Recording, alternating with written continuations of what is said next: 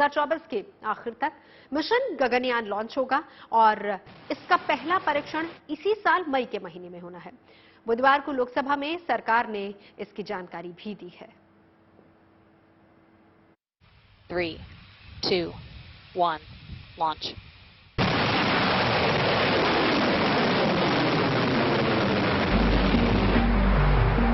Right now, 170 meters per second. Slightly below nominal. Passing through 600 meters.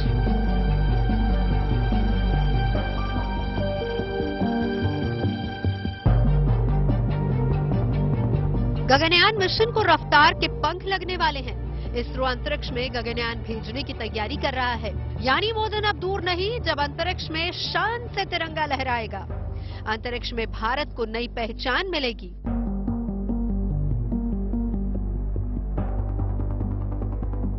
ISRO ने Gaganyaan mission के लिए कमर कस ली है।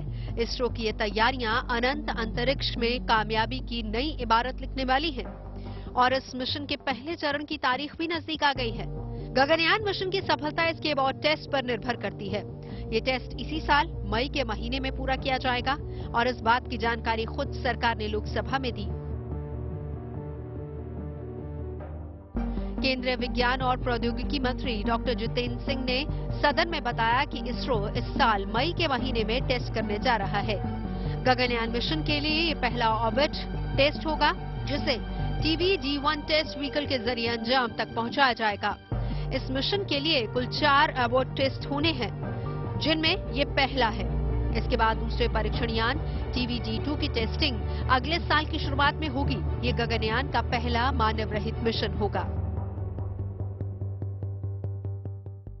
भारत के मानव अंतरिक्ष मिशन को लेकर सरकार ने आज एक बड़ा बयान जारी किया है। केंद्रीय मंत्री जितेंद्र सिंह ने संसद में कहा कि टेस्ट रॉकेट और 4 एबॉर्ट मिशनों में से एक पहला मिशन इसी साल मई में लॉन्च किया जाएगा, जबकि दूसरा अगले साल 2024 की पहली तिमाही में लॉन्च किया जाएगा। सरकार की इस कदम से ऐसा लगता है कि मानव अंतरिक्ष मिशन की तरफ भारत एक बड़ा कदम बढ़ाता हुआ दिखाई पड़ रहा है।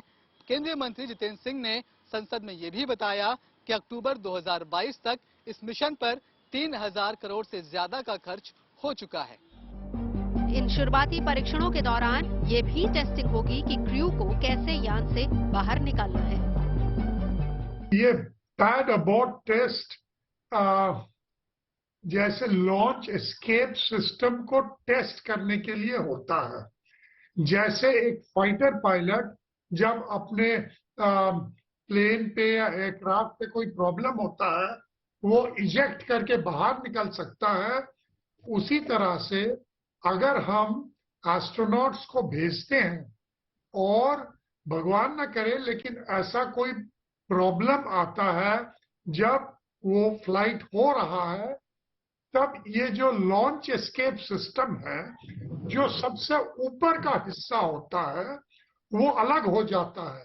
नीचे बूस्टर्स या इंजन होते हैं तो वो अलग हो जाता है और ये धरती पर पैराशूट के माध्यम से ये गिरता है।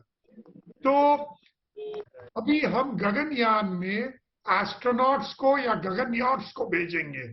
ऐसा अगर है तो उनकी जो सेफ्टी है वो बहुत ही अहम है और इस टेस्ट को करना बहुत अहम है, नहीं तो फ्लाइट टेस्ट नहीं होता।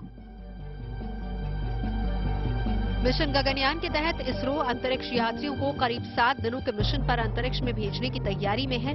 इस दौरान गगनयान इन यात्रियों को पृथ्वी से 400 किलोमीटर दूर पृथ्वी की कक्षा में जाकर सुरक्षित धरती पर वापस लाएगा।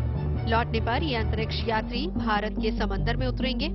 अंतरिक्ष यात्रियों की वापसी पूरी तरह से सुरक्षित हो, इसके लिए इसरो लगातार क्रू मॉड्यूल्स की सेफ रिकवरी का परीक्षण कर रहा है।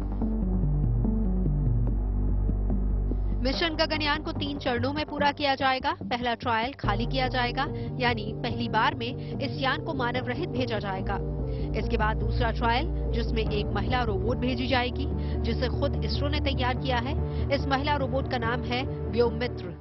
दोनों ट्रायल के आधार पर ही तीसरा ट्रायल किया जाएगा जिसमें 2 लोगों को अंतरिक्ष में भेजा जाएगा।